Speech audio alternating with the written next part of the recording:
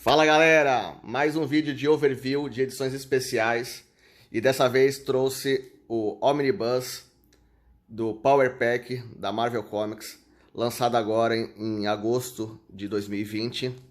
E como a galera curte review aí ou overview na verdade, de edições Omnibus, vamos pegar aí um material que as pessoas têm curiosidade de ler, mas o investimento aí às vezes faz as pessoas titubearem. Então, esse vídeo vai servir para aquelas pessoas que têm dúvida de comprar a edição, né? Ou simplesmente se vê que realmente vale ou não vale a pena, tomem a sua decisão de compra. Então, vamos lá. Mas antes de falar sobre a edição em si, que é o objetivo desse programa, o ideal é fazer um apanhado, aí, uma introdução sobre o que é o Power Pack. Power Pack é uma equipe de super-heróis publicada a partir de 84 pela Marvel Comics, que conta a história da família Power, que são um casal que tem 4 filhos, que são Alex, Julie, Jack e Kate. E a história basicamente ela é calcada nos filmes do ET. Aliás, o filme ET, Goonies, filmes onde protagonistas crianças se envolviam em aventuras, né? Estavam na moda em 84. E a escritora Louise Simonson, né, que na época se chamava Louise Jones, aliás, nem sei se ela já estava casada, acho que era Louise Simonson mesmo já. Ela era casada com o desenhista Walter Simonson e também editora durante muito tempo das revistas dos X-Men. E ela várias vezes se metia a escrever, e acho que esse é o trabalho mais conhecido da Louise Simonson, né? Ela ficou muito tempo à frente da revista. A revista tem 62 edições, se eu não me engano, é bem longa, só que esse encadernado ele compila a edição de 1 a 36, mais alguns especiais, né? Porque o Power Pack se encontrava com muitos heróis da Marvel, era quase uma tradição. E a desenhista Julie Brigman, que é a desenhista que co-criou os personagens, também fica em muitas edições. A Louise Simonson ela não escreve essas 6 edições, mas esse Omnibus abarca quase que a totalidade das edições escritas por ela. A partir como aqui acabaram na 36, a partir da 37 já começa a alternar alguns escritores. O Simonson fez uma meia dúzia de edições, depois começou a alterar com vários, até outras pessoas que não eram escritores, como Terry Alston, que era arte finalista, John Bogdanove, que era desenhista, começaram a fazer um pouco dos roteiros, mas foi uma ciranda aí até a derradeira edição, número 62. O interessante dizer é que no Brasil, erroneamente, tomaram a decisão de batizar os personagens, por ser uma família de 4 filhos, acharam uma decisão óbvia batizá-los de Quarteto Futuro. Porém, né, como mais pra frente eles ganharam um novo membro, que é o filho do Franklin Richards, o filho do casal líder do Quarteto Fantástico, né, Sue Richards e Red Richards, o nome parou de fazer sentido, né? Deveria ser Quinteto Futuro. Mas, resumidamente, Power Pack é o sobrenome da família Power, como se fosse caixa da família Power, né? Então, a tradução aí não foi muito feliz. Essa série começou em 84, foi até 91, né? Tiveram outros volumes, volume 2, volume 3. A partir de 2000 retomaram, né? Mas a primeira fase encerrou em 91. No Brasil, como nos Estados Unidos lançou em 84, foi lançada um ano depois, em 85, no Brasil, porque fazia sucesso, né? E também a Abril provavelmente quis pegar carona nessa onda de filmes de crianças, né? Então a trama, né, agradou os leitores da época, mas não muito, porque não foi publicado muitas edições. Aliás, não sei se é porque não era de boa qualidade, não agradou o público. Qualidade era, mas nesse tempo as revistas formatinho tinham mixes e elas tinham que dividir espaço, né, com outros personagens que também estavam em ótimas fases, como Thor, X-Men, e por aí vai. Então o Quarteto Futuro acabou ficando de lado. Depois disso, teve lá em 87, 88, a editora Globo pegou alguns personagens da Marvel e publicou aí Quarteto Futuro e começou a publicar a partir da edição 16, né?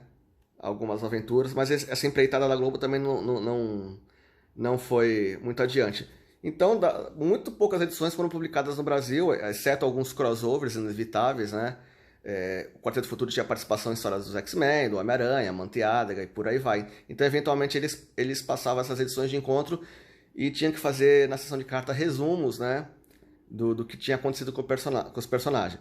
Mas, basicamente, é a história do ET, né? Um príncipe quimeliano vem à Terra, atrás da família Power, porque o patriarca da família tinha criado um aparelho que podia talvez destruir o universo, né? É uma tecnologia que talvez ele não tivesse controle.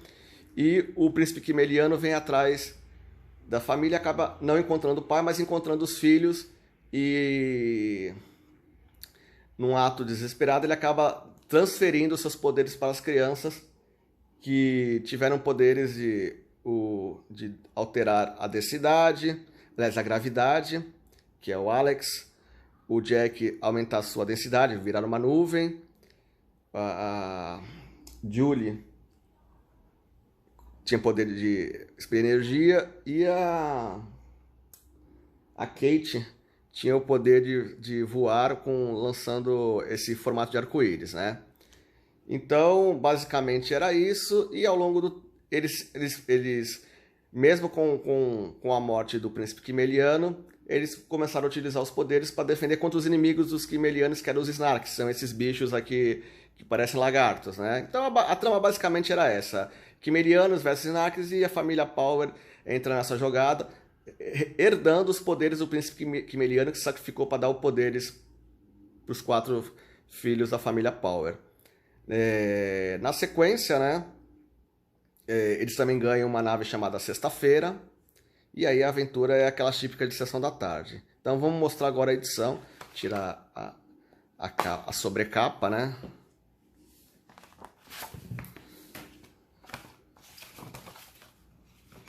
Aqui atrás as edições que compilam encadernada, né?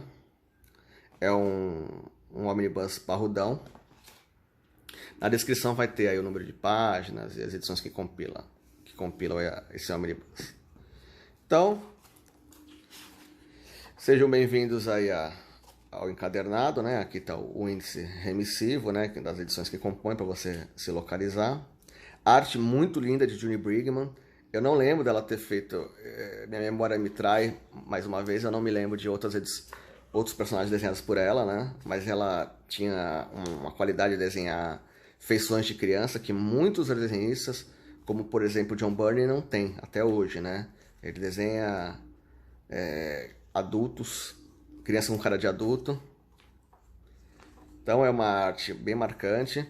Eu confesso, na época, eu não me chamou tanta atenção, né? Justamente pela falta de continuidade das suas histórias, mas a história é muito bem amarrada, tem idas e vindas. A arte hoje, nesse formato omnibus, fica muito mais apreciável, né? O colorido chamava muita atenção. Inclusive, por conta da minha memória do formatinho, eu fiquei pensando muito se arriscaria em adquirir essa edição, né? Porque o investimento no omnibus é bem pesado, então geralmente a gente vai sempre atrás dos clássicos, né? X-Men do Byrne e do Claremont, Novos Titãs de George Pérez. Então, investir em omnibus realmente não é uma decisão fácil, né? Você tem que ir atrás de material que você realmente gosta. Mas por conta dessas promoções da Amazon 3x2, 4x3, a gente acaba compondo alguns pacotes, né, de omnibus na promoção, onde sai o terceiro ou quarto mais barato. E nós temos que pegar edições com o mesmo preço, né, para poder fazer jus à promoção. E eu fiquei meio reticente, né, porque as minhas memórias não eram tão vívidas. Mas olha, não me arrependi. A qualidade do roteiro, a características dos personagens, esse tipo de narrativa me faz muita falta hoje em dia, né? Eu gostei muito desse material, fui muito surpreendido, né? Então, a Junie Brigman também, né? Ela não fica em todas as edições, né? Começam a ter o rodízio já nesse primeiro omnibus, porque eu acredito que vai ter um segundo omnibus, né? Porque o ideal seria fechar o volume 1. Mas, né, a gente nunca sabe. Existem revistas que demandam continuidade de personagens mais consagrados, e a DC e a Marvel são sempre uma caixinha de surpresas, né? Deixa eu pegar algumas coisas que eu marquei aqui. Temos aqui um crossover com os X-Men na época da saga Massacre Mutante, né? Onde eles encontram com os Morlocks. Aliás, eles vão ficar... Vai ter muita relação do Power Pack com os Morlocks. Inclusive, depois dessas edições, tem uma personagem chamada Ana Lee, que começa a querer ser mãe das crianças. Ela vai criar muitos problemas para ele futuramente, né? Tanto nas edições do Power Pack quanto dos X-Men. E futuramente, dois mutantes começam a participar como auxiliar do Power Pack, que é o Sanguessuga e Art, né? Quem lembra do começo do X-Factor no Brasil, lembra muito bem desses dois personagens. E além do Franklin Richard que entra, eles começam a andar com essas coisas. Mas eles não são considerados membros oficiais. Ó, essa aqui é naquela fase desenhada pelo John Romita Jr., dos X-Men, né? Então muita gente vai lembrar do Power Pack dessa época. E lá na fase do John Byrne no Quarteto Fantástico, ele faz a história de ligação para o Franklin Richards ser introduzido nas histórias do Power Pack. Ele fez a introdução dele na própria revista do Quarteto Fantástico, e aqui é o que eu falei. Ele realmente não sabe desenhar crianças. Adoro o John Byrne, para mim é um top 5, né, dos desenhistas, mas ele tem esse defeito, ele realmente não sabe fazer crianças. Mas a edição dele é muito bem desenhada, muito bonito, né? John Byrne sempre acima da média. E aí o Franklin Richards, na época, ele não tinha mais poderes de Deus, como tinha nas primeiras edições do quarteto dele, mas ele já tinha um poder de sonhar, ter premonições, né? É o máximo de poder que ele tinha na época, então ele tornou-se um personagem recorrente do Power Pack. Inclusive, após a fase do John Byrne no quarteto, o quarteto começou a dividir a Mansão dos Vingadores com moradia, e nessa sequência o mordomo da mansão, o mordomo Jarvis, começou a cuidar do Franklin Richards. Então essa proximidade do Quarteto Futuro para ele participar das aventuras era o coitado do Jarvis, que tinha sempre que prestar contas de onde estava o Franklin, e ele quase nunca sabia, né? Óbvio, né? Com muita licença poética aí, porque pais presentes, pais preocupados, e até mesmo o mordomo não ia deixar essas coisas ficarem sem explicações. Mas faz parte da trama, a tensão dele ser descoberto. Aliás, uma coisa interessante, apesar de todas as indas e vindas, o casal pai da família Power ter conhecimento que o Franklin Richards andava com eles não tinham ciência de que os filhos tinham poderes, né? Eles apenas achavam que o filho conhecia o Franklin Richards, que era em tese uma criança comum, apesar de ser filho de heróis poderosos. Mas essa aqui é a edição já que a Globo começou a introduzir, a edição 16, que aparece um outro Kimmeriano, Koff, né, que não é parente do príncipe que morreu na primeira edição, que deu os poderes para ele, vai atrás do Power Pack, reiniciando aí o arco de histórias onde eles têm que enfrentar os Snarks, né? Isso aí tinha sido um pouco abandonado depois de algumas edições.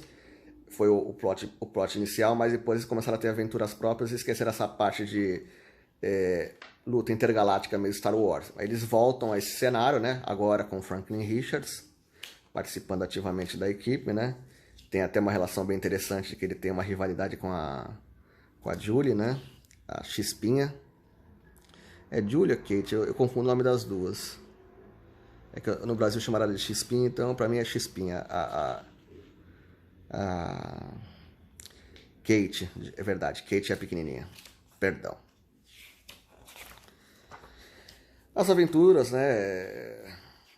Sempre mantendo a qualidade de roteiro, de histórias. Muitos convidados especiais, Thor, Mantiádega, Homem-Aranha. E eles acabam descobrindo a identidade secreta dos heróis, né? Os heróis sempre esbarram com eles, têm muito carinho pelos personagens. E também sabem que os pais deles não conhecem a identidade secreta. Então, os heróis meio que ajudam eles a mentir para os pais, né? Aqui os mutantes. Esse aqui não sei se é o Sanguessuga ou o Art, acho que é o Sanguessuga. Depois de uma certa tempo, a família do Quarteto Fantástico começa a se relacionar com ele, ó, participação dos Novos Mutantes. E aqui tem a edição X-Men, desenhada pelo Barry Windsor Smith, onde a Chispinha, né, ajuda o Wolverine quando ele está num estado quase que animal, sem memória, totalmente perigoso, quase morto, né? Coisa que hoje em dia não acontece, o Wolverine nunca fica quase morto. O poder de cura dele hoje está em níveis fantasiosos demais, né? Aqui era um pouquinho mais pé no chão. Mas essa aventura marcou muita gente porque saiu na edição número 100 de Heróis da TV, né? E não é uma aventura... Tinha que mostrar umas edições antigas e uma atual dos personagens, na época era dos X-Men, né? E essa não é uma aventura típica dos X-Men, é uma aventura solo do Wolverine com a Chispinha. É interessante dizer, né, que o Quarteto Futuro, apesar de eles terem sido ganhados poderes do alienígena quimeliano, ao longo das 62 edições, eles trocam de poderes pelo menos 2 vezes. No Brasil, a gente sabe que eles trocaram uma vez, mas nas edições inéditas eles trocaram de novo, né? E não repetindo os mesmos poderes nessas combinações, né? Então são 4 membros, 4 poderes, nenhum deles repetiu o mesmo poder. Enfim, são 36 edições, recheadas de muita arte bonita. O Joe Bogdanove também divide a arte depois que a Julie Brigman sai. E como eu disse, nas edições inéditas ele também assume o roteiro. Terry Schoemaker, todos os artistas que têm esse traço para desenhar criança e adolescente, né? Que não é que é uma coisa assim que parece fácil, mas não é. Aqui um crossover com X-Factor anual, desenhado pelo Tom Greenberg, né? Emulando aqui o Neil Adams. E por fim, temos, para finalizar as 16 edições, temos alguns crossovers, né? Com Justiceiro, Manteaga. Inclusive uma graphic novel desenhada pelo Sal Veluto, escrita pelo Bill Mantlo, né? Todo também arte com aquarelada, né? Também inédita no Brasil. Aliás, muitas graphic Marvel deste período, final dos anos 80, começo dos 90, permanecem inéditas no Brasil. E a Panini só tende a republicar o que já foi publicado pela Abril. Uma pena, né? Mas essas edições de Omnibus servem justamente para isso. Resgatar esses extras, né? Aqui a seção só de extra, bem recheado, né? A Marvel sempre capricha nas edições Omnibus. Fichas dos autores, né? Louis Simons, Johnny Brigman, Bob Wesek. Capas, propagandas da época, estudos de sketch, estudos de personagem. Capa para uma revista chamada Amazing Heroes, que era meio a Wizard da época. Que é uma revista informativa, né? Entrevistas, profiles, páginas de apresentação dos poderes do personagem. Aqui eles com seus poderes na versão original, não na versão modificada, né? Aqui já estão com os poderes trocados. Perceba que o poder do mais velho era o mesmo poder da Chispinha, enquanto o outro irmão estava com o poder que era dele, que é o de controlar a gravidade sua e das pessoas próximas. Mais uma matéria aqui sobre a graphic novel, né? Do Sal Veluto. Mais arte interna. Aqui já o uniforme que o Franklin Richard ganhou ao entrar para a equipe. Aqui os 2 alienígenas que deram o que deu os poderes, né? Esqueci o nome do príncipe e o Kofi, né? Que é o seu parente. Os sketches dos Snarks, né? Dos vilões, porque eles tinham sua hierarquia, né? Não são todos iguais. Mais capas, mais propagandas, mais arte interna. Temos a arte a lápis, aliás, arte finalizada. Temos aqui a réplica da capa com as suas anotações. Cara, eu adoro esse tipo de curiosidade, né? Mais capa, mais arte interna. Capa, provavelmente é a capa do primeiro TPB, que eu tinha só o número 1 e já passei para frente após essa aquisição desse Omnibus, né? E era bem difícil achar as edições. Se não me engano, eram 6 encadernados. Também edições da X-Men Classic que reproduzem histórias. Enfim, aqui é a capa do TPB, do Omnibus, para a galera conferir. É isso, galera. Ficamos por aqui. Espero que tenham gostado. Comentem, vejam se valeu a pena, né? Se vale a pena investir numa edição, né? Porque, afinal, são $125, né? Com o dólar desse jeito não tá fácil, não. Então, até a próxima. Comentem aí sugestões aí, o que eu tiver na coleção, eu mostro para vocês. Espero que valha a pena comprar essa edição. Para mim, valeu muito. Um abraço. Clique, compartilhe, dê joinha. Dê uma força aí pro canal, galera.